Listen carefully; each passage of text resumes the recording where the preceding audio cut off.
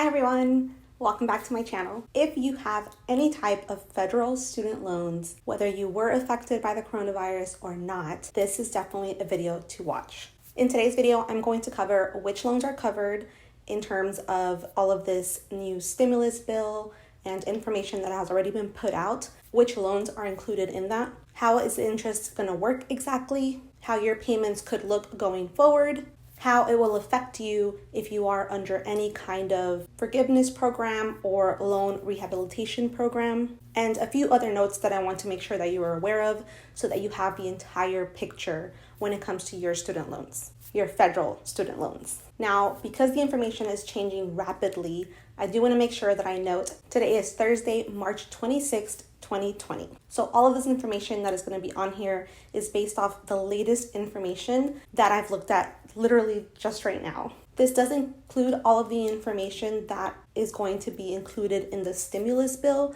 that the Senate just passed and is also supposed to be passed by the House tomorrow, Friday, March 27th. So that is the information I'm going to use. Like I said, if anything happens to change, the bill doesn't pass, or whatever else happens, I will make sure to update this video or just make a whole new one if that's the case, to make sure that you have the latest information. So if you are new to my channel, hi everyone, my name is Lizbet and I make videos that help you plan for a better financial future while living your best life today. So if that is something that interests you, then don't forget to subscribe and hit the notification bell so that you don't miss out on new weekly videos. Also, if you want me to make sure to upload as much information as possible that will affect your finances directly with all of this coronavirus stuff, then make sure you hit the like button so that I know to keep updating myself so that I can update you as well. All right, so let's go ahead and jump into all of this information. The first main thing is which loans are included. Only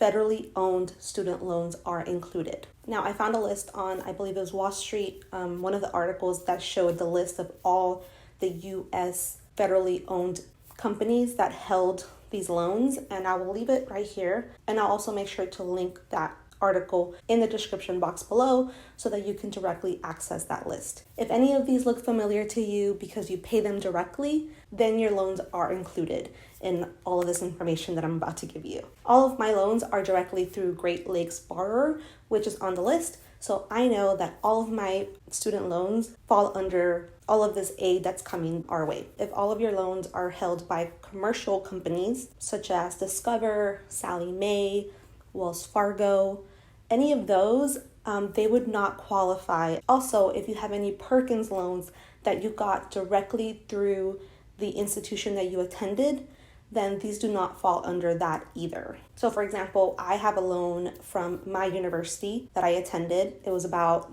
I think it's about $1,500, but this would not apply to that loan. So I still have to pay that loan directly to them. It would not qualify. However, that being said, you should still contact them directly if they don't have anything on their website yet to see what they are offering, since they still might be offering some kind of assistance programs on their own. So definitely check their website or call them directly for more information. Okay, number 2, let's talk about interest. So before you heard about the 60-day period that your interest was going to be waived, well, it is going to be extended through September 30th, 2020. That means for about 6.5 months, your student loans will not accrue any interest. If you log on right now to your student loan website, you might still see that it is accruing interest, but due to the high demand and everything going on, obviously it's going to take some time for them to go in there and modify that for you. Just keep in mind that it will be backdated to March 13th, 2020, which is when President Trump announced that it would begin. You do not have to do anything, call anybody, put any kind of request in for them to automatically set that to 0%. It's going to be something that they have to do automatically. And like I said, if you do not see it yet, they will backdate it to March 13th. Number 3, let's talk payments. Should you still make your payments? That question is entirely up to you and your situation. If you are still bringing in an income, if you don't see yourself being affected in any way by the current situation or what will be the result of this situation, if you don't see yourself losing your job due to this, then maybe the best thing for you to do is to pay your normal payments, or even some more if you can, because everything that you put towards your student loans will be towards the principal of them, which in turn means that you will pay them off a whole lot faster, which is obviously a very good thing. Now, if you are currently out of a job, or if the future of your job seems a little bit uncertain, and you want to try and save up as much money as you can towards your emergency fund in case you were to lose your job, then I would definitely recommend that you take advantage of the 0% interest or waived interest period. And maybe instead of paying your student loans, you put that money into an emergency fund. That is kind of how I chose to look at it, since I am currently furloughed and I don't see when I will be going back to work. I have a whole video about my furloughment and being pregnant while I'm furloughed, and I'll make sure to link it for you above. So in my situation, I would rather put that money towards my emergency fund. Any money that comes in from the government or anything like that, I want to put it into that emergency fund so that I have something to live off of until I'm able to go back to work full time. My student loan service provider is Great Lakes. That's who services my loans, and it was actually very simple to go to their website, to log on to my account, go under Contact Us. I chose the email option, and then from there it was pretty simple. It actually asked me if it was to do with the coronavirus, and I put yes. They asked me if I wanted to do an administrative forbearance. I put yes. And then in the email body, I pretty much just reiterated that for as long as the interest was waived, I wanted to have my student loans in forbearance. So it took like 5 minutes, if that.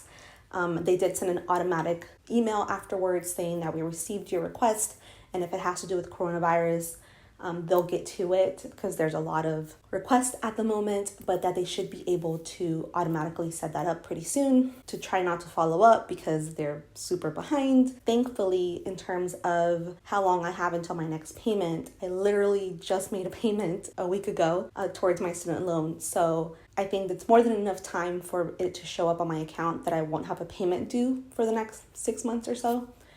So that's definitely something that I'm going to make note of and then put that money into my savings account for future use. So I'm hoping that for every other lender out there, they have something similar, something that's easy and simple for you to go through instead of having to call them, because I know the call volume is super high everywhere. So I hope that, if you have either Great Lakes or any other federal borrower, you're able to go in there relatively quickly and submit your administrative forbearance. If you're willing to share how easy or hard it was to do that, make sure you leave it in the comments below for others as well. Number 4, if you are trying to qualify for any kind of loan forgiveness or in a loan rehabilitation program, there is great news.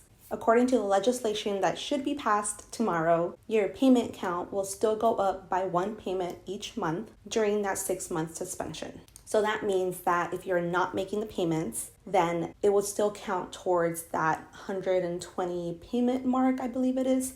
Don't quote me on that part, but however many payments you need to make in order to qualify, that 6-month suspension will still go towards that mark that you need to reach. Now, could you still essentially make the payments and obviously count towards it? Of course. But what this is pretty much saying is that you can go 6 months without paying, have no penalty of any kind because no interest will be charged, and have it still count towards your forgiveness amount of months that you need. So in even simpler terms, you get 6 free payments, which is awesome. So if you are currently in one of those plans, take this as a 6-month break, save that money. Maybe you can use it for something else or whatever it is. I know before I saw a lot of articles saying that if you were in any of these programs, then it might not be worth it for you to put your student loans in forbearance. But as long as this legislation passes, then you're essentially getting 6 months free student loan forgiveness.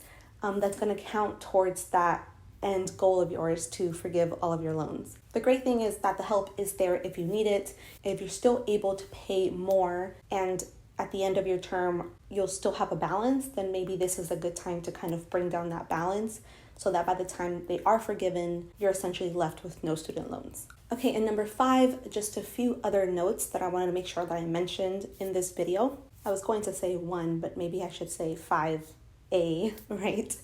If you have any kind of wage garnishment currently, then it will be seized. That's an actual legislation term. It says any wage garnishment should cease during this time. So during the time of March 13th to September 30th, if any part of your wages are being garnished, whether through your paycheck or through federal tax returns or other kind of federal benefit, then they will not be taking that money out anymore until September 30th, 2020. I feel like there were some rumors going on that if you had already done your taxes and your tax refund was garnished by the federal government because of your student loans, then they would somehow give you back part of it. I really did not find a reliable source that said this. I did see it mentioned somewhere that if it was done after March 13th, then you could submit for a reimbursement. But if they took it out from your paycheck or from your taxes prior to March 13th, then there was essentially nothing that they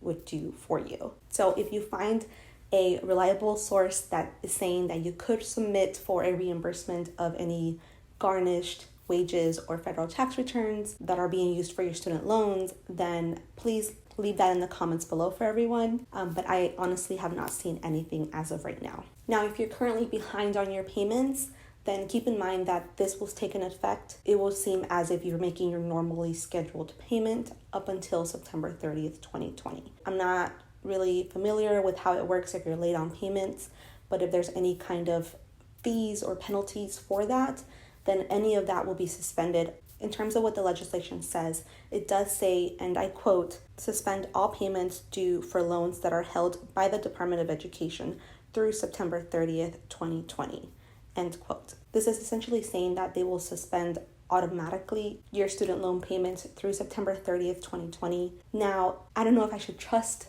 them in doing it automatically for you. I highly recommend that you go to your loan service provider and submit a request online or call them, preferably online because I feel like it's faster. But I would not expect for them to do it automatically. Now, they might, but if you really need this kind of help, then I highly recommend that you go through your service loan provider instead of waiting for them to kind of do it automatically. And the last note I wanted to make is that starting August 1st, 2020, so about 2 months before the end of this, they are required to send you notifications of when your next bill is going to be due. And this is just to give you enough time to change your current repayment plan if continuing your normal payments right now will not be something that you can do. So for example, if your current payments are $500 because you are on some type of income repayment plan, but since then your income has completely been cut for whatever reason, new job, whatever, then that'll give you enough time to go in and submit another income-driven repayment plan to lower your student loan payments. So just keep in mind that there will be a reminder coming to you to say that, hey, if you're not going to be able to pay what you were paying before, then this is a time for you to submit a different type of repayment plan, because come this date, you'll have to start paying them back. But obviously, if whatever amount you're paying currently is okay for you to be paying when this legislation is over with, then there's nothing you need to do. Your payments will just resume as if nothing happened, I guess. That is all the information I have for you. This has literally been hours of me looking for reliable resources, literally finding the bill itself and going through this legislation lingo, which is honestly not that fun to read. I much rather get the summarized versions through other reliable sources, but I kind of wanted to see it for myself and make sure that it made sense. So I did actually read that part of the bill, not the entire bill, just that part of the student loan interest and stuff like that. So I hope this information was helpful for you. If you have any additional questions that you would like me to answer, then leave them in the comments below, because I'm sure you're not the only one with that question. And I will make sure that I do my research and give you the best possible answer I can find. If you have any other recommendations for videos coming up based on the legislation that's going to come out, or anything else related to your finances and how I can help you better prepare and plan for either your current situation or what you believe will be your future situation, please, please, please let me know in the comments below. Also, if you're not already following me on Instagram or Facebook, then make sure you follow me there. I try to be a little bit more personable in the sense of like what I'm doing with my family or my finances to help me save money, especially going through all of this right now, or any other kinds of tips or tricks that I have for you. I put that all on there if you're interested in that kind of stuff. And lastly, please make sure that you give this video a big thumbs up so that I know that you are enjoying or finding my content helpful, because that's overall what I want to do. Other than that, thank you so much for watching. Please take care, be safe, and I'll talk to you next time. Bye, guys.